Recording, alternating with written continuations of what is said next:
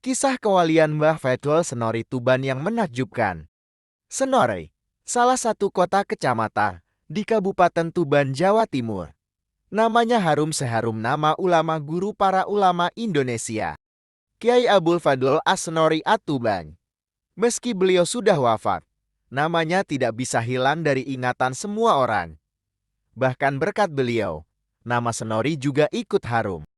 Kiai Fadlol memang fenomenal, kisahnya dari kecil hingga besar sebagaimana yang dituturkan oleh putra pertamanya, Kiai Abdul Jalil, selalu menarik untuk disimak dan disuri tauladani.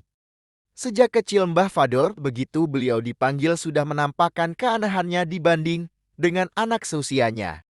Nakalnya luar biasa tapi kecerdasan dan keberaniannya juga di atas rata-rata.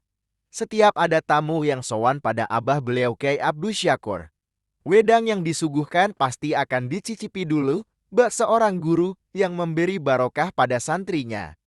Beliau suka bermain di markas Belanda yang ada di depan rumahnya. Dengan gayeng beliau bisa bercengkrama dengan para londo totot.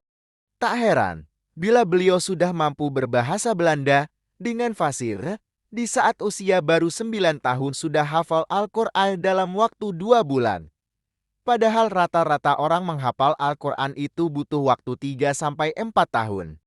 15 juz yang awal ditempuh dalam 1 bulan, setiap 1 juz dibaca 3 kali dalam 1 jalsah, dan langsung hafal, dan 15 juz yang akhir juga ditempuh 1 bulan, dengan metode setengah juz dibaca 3 kali dan langsung hafal.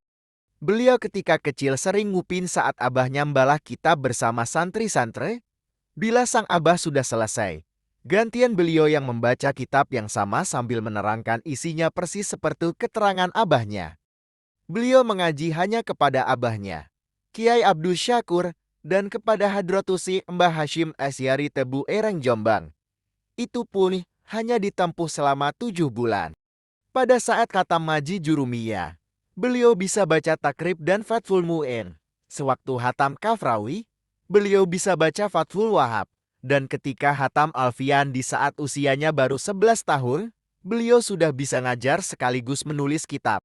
Ketika hatam Ukudul Juman, gaya dan tata bahasa karangan beliau menjadi penuh warna dan bernilai sastra tinggi.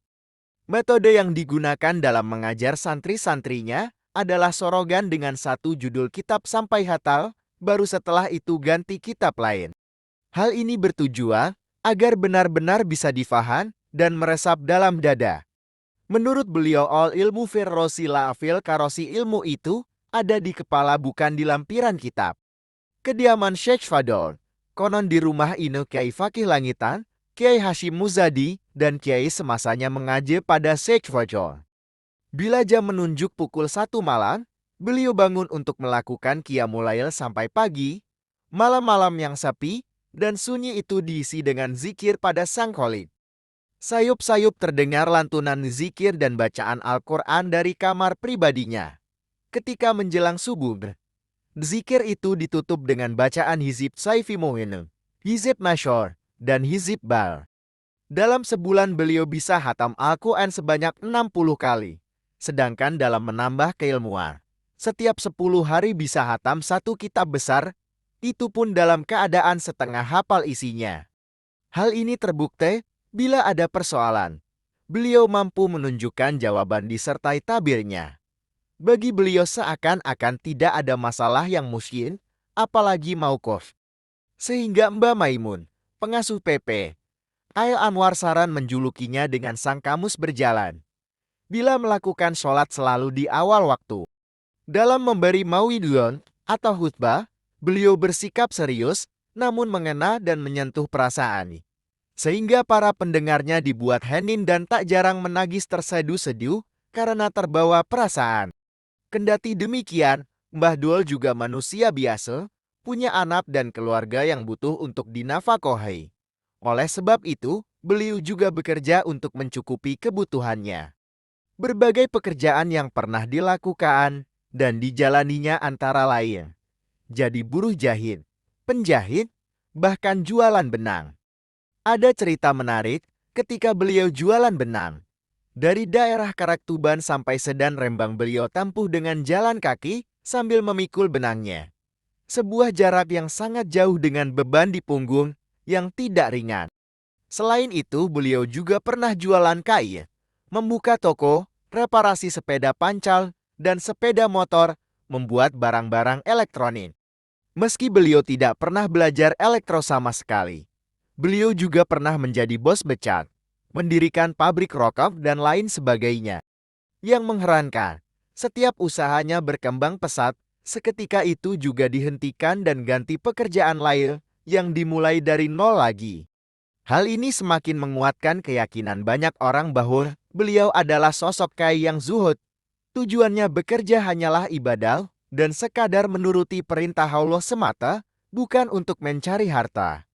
Dengan memulai dari nol lagi tentu banyak kesulitan yang dihadapi, semakin banyak kesulitan, kian banyak pahala yang akan didulang. Al-ajru biqadri ta'ab, pahala tergantung dari nilai kepayahannya. Jadi menurut beliau segala sesuatu mesti diniati ibadah, bahkan sampai dalam memberi nafkah istrinya pun tidak lepas dari dimensi ibadah.